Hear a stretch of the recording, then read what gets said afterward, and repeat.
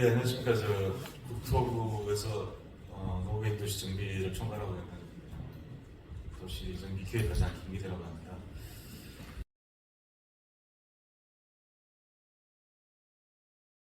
이번에 아마 그 동의율 확보 때문에 이렇게 현장에서 거주하지 않으시고 외부에 계신 분들에 대한 소재지 파악이라든가 여러 가지 이런 데서 상당히 어려움이 많았다는 이야기 들었습니다. 그리고 지자체 다음에서도 이제 접수는 됐습니다만 이게 소위 말하는 이 문서의 진위 여부라든지 여러 가지 또 관련해서 평가하는 데서도 상당히 좀 애로가 있을 수 있다라는 이야기도 하고 해서 저희들이 그럼 이게 저희들이 이번에는 어떻게 보면 30만 호 정도 물량에서 이제 10% 정도만 계산하고 있는데 앞으로 2차, 3차 계속 이제 나가면서 계속 이런 방식으로 할 거냐 이런 부분에 대한 고민도 내부적으로 한 바 있습니다. 그래서 현재는 저희들이 조금은 전자적으로 이걸 해결할 수 있는 방안이 있지 않을까 해서 여기서는 뭐 말씀은 이제 공식적으로 아직까지 한 적은 없습니다만 내부적으로는 이제 전자적으로 문제를 해결할 수 있는 방안들에 대해서 이제 검토 중에 있다는 걸 말씀드리고 그러다 보면 이제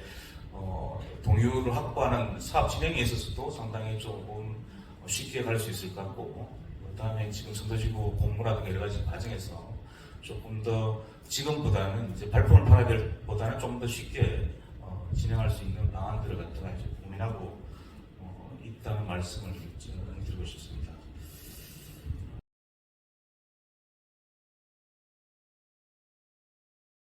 미래도시 관련해가지고 스마트시티라든지 정주역권이라든지 뭐 자족도시 이제 큰 틀에서 말씀드리면 공짜는 없다는 게 이제 가장 이제 기본적인 우리가 알아야 될 부분입니다. 아마 저희들이 왜 어떻게 보면 공공기업금을 이제 산정하는 게 그냥 산정하는 것이 아니고 현재 기반 시설 용량하고 향후에 우리가 이제 개발됐을 때 어떻게 보면 계획 인구까지는 고려해서 부족한 기반 시설을 갖다가 충당을 해야 되기 때문에 이제 그런 코스트를 갖다가 이제 저희들이 공공기업을 통해서 이제 보전하는 형태로 이제 가게 되는데.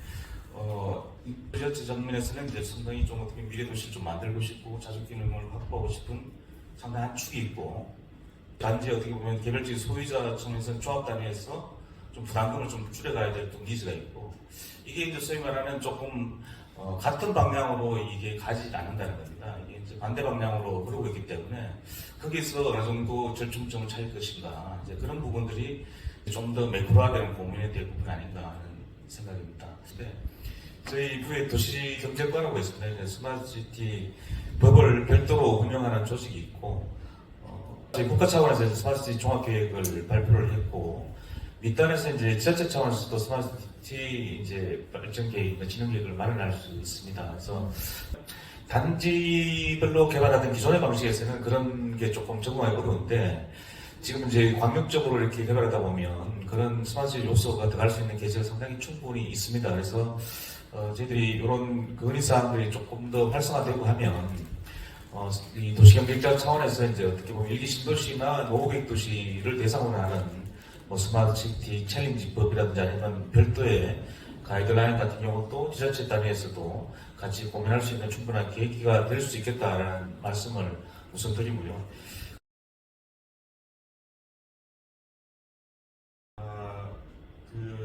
저희들 뭐 정책 당국자 입장에서는 정량이나 정성이냐에 대한 고민을 또 안 할 수가 없습니다. 또 이제 또 이렇게 정량이 아니고 정성 평가를 하게 되면 어떻게 시기도 있고 여러 가지 이제 좀 큰 틀에서 보면 이제 양쪽 다 이제 좀 어려움이 있다는 말씀드리고 다만 저희들이 이제 표준 이제 어떻게 보면 이제 평가 가이드라인을 이제 제시를 드렸고 가장 그게 소유자의 어떤 동의가 가장 중요한 게 다음 단계 사업 단계로 가더라도 가장 중요하기 때문에 이제 그게 가장 큰 포션이고 지자체 차원에서 이제 자체적으로 좀 필요한 사항들을 갖다가 이제 조금 평가 요인으로 넣어놓을 수 있도록 그렇게 하고 그 과정에서 이제 성남시 차원에서 이제 필요한 어떻게 보면 지금 장수명이라든지 여러 가지 좀 아까 말씀하시는 공공기업 부분이라든지 다른 지자체하고도 틀리게 성남시 자체적으로도 또 이제 평가 기준을 이제 넣었다는 말씀드립니다. 지금 전체적으로 아까 이제 제가 30만 이야기를 많이 드렸는데 전체 일기 신도시 같은 경우 30만 호 정도를 일거에 할 수는 없습니다. 저희들이 이주재생 문제도 있고 이렇기 때문에 저희들이 한 10년 스팬을 보고 현재 선도 물량을 한 10% 정도로 잡은 입장이고 이게 10년에 걸쳐서 이제 간다고 보시면 될 입장이고요. 그런 과정에서 지금 말씀하시는 뭐 다음 선도지구라든지 아니면 2차 물량이라든지 이런 부분에 대해서는 저희들이 좀 더 기초지자체단하고 같이 고민을 해서 지금 아마도 연말에 이제 11월 달에 1차 선정을 하면서 그런 부분에 대해서도 메시지를 같이 내는 방향으로 지금 고민을 하고 있습니다.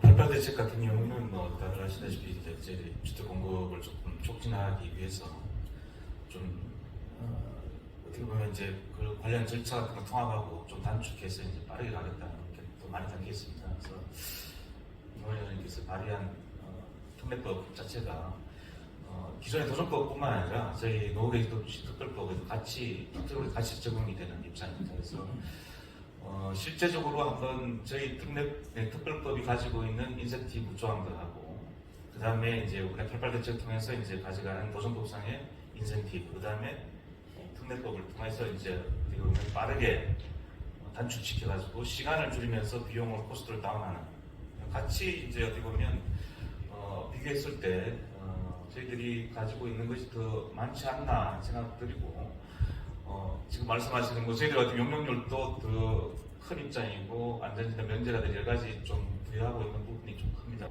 질문에 대해서 이제 답변해 주실 게 뭐냐면은 선도지구와 88 대책을 좀 비교해 줬으면 좋겠다. 근데 이제 그 조합이나 추진면에서 그걸 하면은 잘 못 믿잖아요.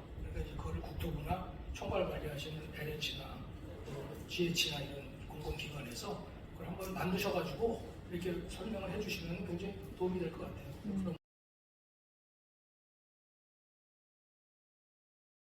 그 다음에 아까 말씀하시는 앞으로 뭐 속도라든지 사업성, 주민 갈등에 대한 문제가 상당히 키 이슈인데 저희들도 이 부분 상당히 고민을 많이 하고 있고 속도 같은 경우도 저희들이 27년 착공 3진 입주에서 도전적인 과제를 안고 있는 건 당연히 저희들도 도전적인 생각하고 역산으로 해서 상당히 조금 가보겠다. 우리 한국인들 기존에 어떤 그 한강의 기적도 있고 저희들이 계획도시 만든 것도 역사고 노후계획도시도 또 미래도시로 전환돼 있어서도 상당히 도전적으로 한번 해보겠다는 게 이 자리에 계신 모든 분들의 합심한 그게 아닐까 생각합니다. 열심히 하겠고요. 사업성 분야라든지 주민 갈등 문제에 있어서도 향후 이제 선도지구 선정 발표와 함께 저희 옆에과의 지원과에서 열심히 준비하고 있는데 저희들이 통합 이 정비 가이드라인들하고 그 다음에 이제 공공기업에도 가이드라인도 연말까지 준비해서 저희들이 제시할 예정이 있습니다. 이상으로 간단히 답변드리겠습니다.